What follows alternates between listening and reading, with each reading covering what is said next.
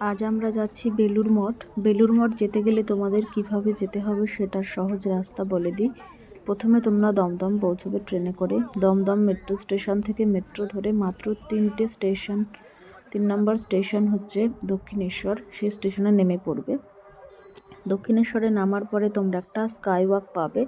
Skywalk ধরে সোজা হেঁটে এসে নিচে নামলে তোমরা আরেকটু হেঁটে গেলে পেয়ে যাবে হচ্ছে বেলুড় যাওয়ার জন্য ফেরিঘাট। সেই ফেরিঘাটে গিয়ে টিকিট কেটে নিলে, যে কজন তোমরা থাকবে, 11 টাকা টিকিট। ফেরিঘাট দিয়ে দেখো আমরা ফেরিঘাট দিয়ে হেঁটেই কিন্তু লঞ্চ আসলো, আমরা লঞ্চে উঠে পড়েছি।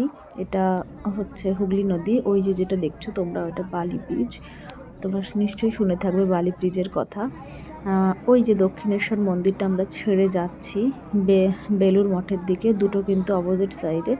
দক্ষিণেশ্বর যেহেতু আমাদের ঘুরে দেখা হয়ে গেছে আগে, তাই আমরা দক্ষিণেশ্বরে আজকে আর ঢুকিনি, সোজা ফেরিঘাটের দিকে এসে বেলুড়ের উদ্দেশ্যেই যাত্রা শুরু করেছি। ব্রিজ পার হওয়ার সময় গঙ্গাটাকে এত সুন্দর লাগছিল, তোমরা দেখতে পারবে। এখানে গঙ্গা নদীটার নাম কিন্তু হুগলি নদী। নদীর জলে পুরো রূপোর মতো চকচক করছিল সূর্যের আলো যখন পড়ছিল। খুব সুন্দর ভিউটা, ভাবলাম ভিডিওটা করি, খুব সুন্দর লাগছিল তাই। আর লঞ্চে ওঠার অভিজ্ঞতা আমার আগে তেমন ছিল না, এই প্রথমবারই বলতে পারো ঠিকঠাকভাবে বড় সড়ো একটা লঞ্চে উঠেছি। এর আগে আমি নৌকা কিংবা ছোটোখাটো নৌকায় উঠেছি। দেখো এটা বেলুড় মঠটা কিন্তু দূর থেকে দেখা যাচ্ছে, নৌকায় জুম করে দেখাচ্ছি, এখান থেকে পরিষ্কার বোঝা যাচ্ছে না।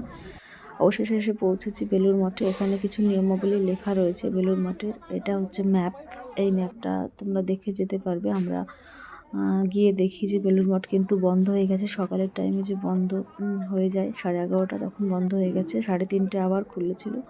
আমরা অপেক্ষা করেছিলাম, অবশেষে পৌঁছালাম। এটাই হচ্ছে মূল মঠ, যেটার সামনে দিয়ে আমরা যাচ্ছি।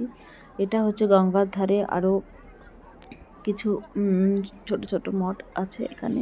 এই যে একটা খুব সুন্দর, দেখো কালারগুলো, এটা কিন্তু হালকা একদম হালকা কালার, ধূসর ধূসর টাইপের কালারটা। দেখো গঙ্গার ধারের ভিউটা খুব ভালো বেলুড় মঠে। এখানে এসে সবাই টাইম স্পেন্ড করে। আর এখানে কিন্তু কোনো এন্ট্রি ফি নেই। যদি কেউ প্রসাদ গ্রহণ করতে চাও তাহলে অবশ্যই তোমরা 11টার মধ্যে এসে প্রসাদের কুপন নিতে হবে।